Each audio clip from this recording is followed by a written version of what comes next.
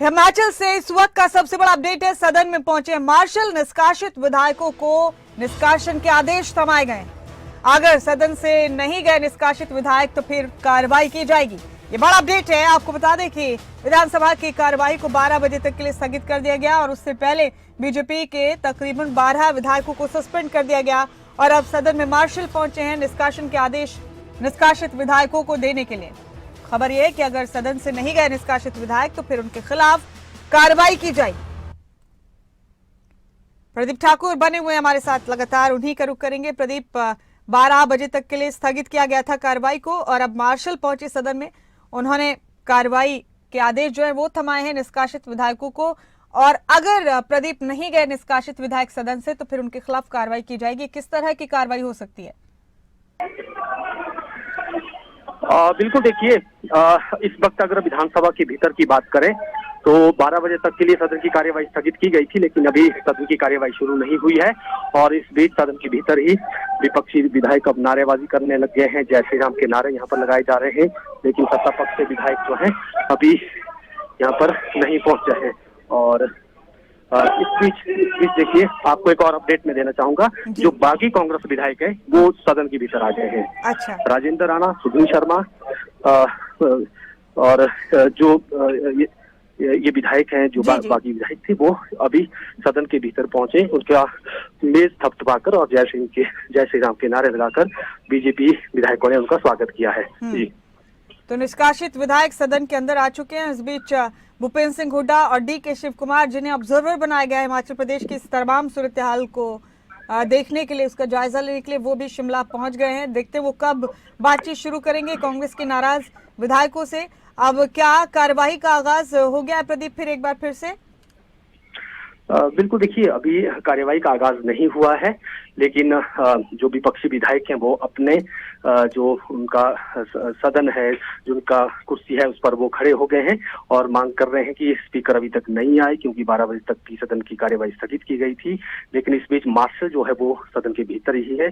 अब देखना ये होगा कि इसमें आगे की कार्रवाई क्या होती है। जो सचिव विधानसभा है वो भी सदन के बिल्कुल भीतर है और अब इसके बाद जो आगे की प्रक्रिया है वो शुरू की जाएगी, क्योंकि निष्कासन उनका हुआ है। तो ऐसे में इन निष्कासित विधायकों को बाहर निकाला जाना है। अगर खुद नहीं गए तो मार्शल जो है इनको बल प्रयोग करके बाहर निकालेंगे।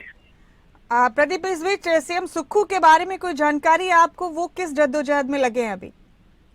बिल्कुल, देखिए, जो जानकारी है, मुख्यमंत्री सुखविंदर सिंह सुक्खू वो लगातार जो अपने विधायक है उनके संपर्क में हैं, उनसे बातचीत कर रहे हैं। अपने जो कि उनके खेमे के लोग हैं उनके साथ बातचीत कर रहे हैं और इस तरह की जो हम कह सकते हैं कि जो स्थिति यहाँ पर बनी है तो उसको बिल्कुल बारीकी से मॉनिटर कर रहे हैं। ऐसे में जब केंद्रीय ऑब्जर्वर यहाँ आ जाएंगे फिर उनके साथ उनकी बैठक होनी है। तो प्रदीप, अब ये जो राजनीतिक संकट है वो गहरा गया है हिमाचल प्रदेश में और कांग्रेस के लिए बड़ी मुश्किल खड़ी हो चुकी है। देखते हैं कि ऑब्जर्वर्स की और कांग्रेस आलाकमान की कोशिशें रंग लाती हैं या नहीं।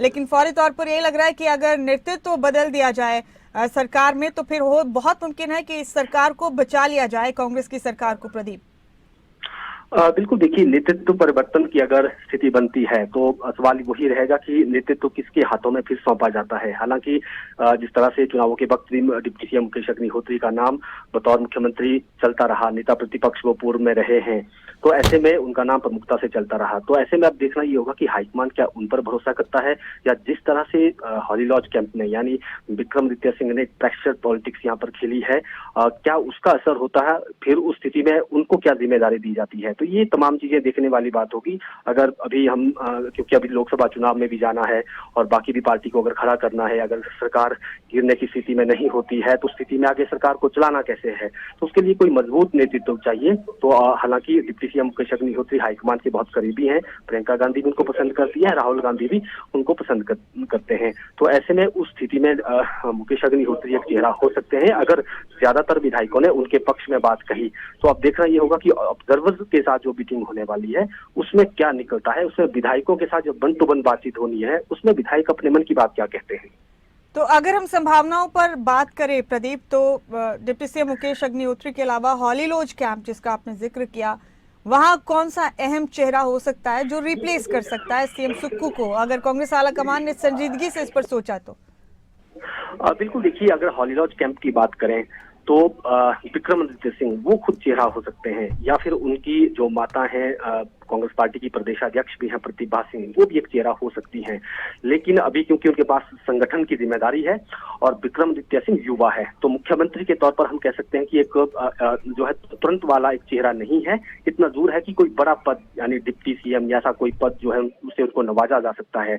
और जिस तरह से वो अपमान की बात कह रहे हैं, तो उन्हें एक स्वाभिमान के साथ काम करने का मौका मिले, ऐसा नेता अगर कोई पार्टी ऐसा चुनती है और उन्हें लगता है कि हम कंफर्टेबल है उसके साथ, जैसे अगर हम डिप्टी सीएम मुकेश अग्निहोत्री की बात करें तो इनकी आपस में ठीक है। और मुकेश अग्निहोत्री उनके पिता स्वर्गीय वीरभद्र सिंह जो मुख्यमंत्री रहे हैं हिमाचल के 6 बार के, उनको अपना गुरु भी मानते हैं, आदर्श भी मानते हैं। उनके वीरभद्र थॉट ऑफ स्कूल के स्टूडेंट्स वो खुद को कहते हैं। इस बीच हम अपने दर्शकों को ये जरूर बताना चाहेंगे एक बार फिर से कि कांग्रेस के जो बागी विधायक थे, क्या वो तमाम अब सदन में पहुंच गए हैं? आपने जैसे कि जिक्र किया था, बीजेपी विधायकों ने उनका स्वागत किया था। कौन कौन से विधायक सदन में पहुंचे थे बागी विधायकों में से? बिल्कुल देखिए, अभी सुधीर शर्मा यहाँ पर पहुंचे हुए हैं और उनके साथ साथ राजेंद्र राणा भी यहाँ पर पहुंचे, निर्दलीय विधायक होशियार सिंह भी यहाँ पर सदन के भीतर पहुंचे हैं और इसके साथ साथ बाकी भी जो विधायक हैं वो सदन के भीतर यहाँ पर पहुंचे हैं। तो अब कुछ देर में अगर सदन की कार्यवाही शुरू होती है तो उस दौरान देखना ये होगा कि सत्ता पक्ष के इनके प्रति रवैया क्या रहता है। ये तादाद 6 थी प्रदीप।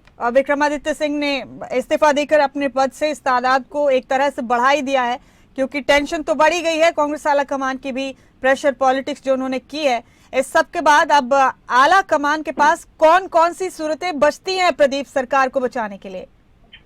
देखिए, सरकार को बचाने के लिए आला कमान के पास जो बाकी बचे विधायक है, यानी 34 विधायक यहाँ पर बचे हैं, तो उनको अपने साथ जोड़े रखना होगा।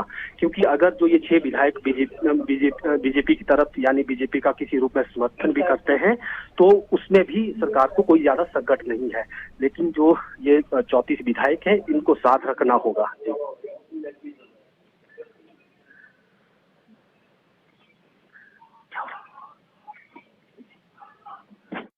के नारे भी लगाए गए। प्रदीप ठाकुर हमारे ब्यूरो हेड लगातार हमारे साथ बने हुए हैं और ये तमाम अपडेट हम आप तक लगातार पहुंचाते रहेंगे। हिमाचल प्रदेश की राजनीतिक हलचल पर हमारी नजर लगातार बनी हुई है और तमाम अपडेट हम आप तक लगातार पहुंचाते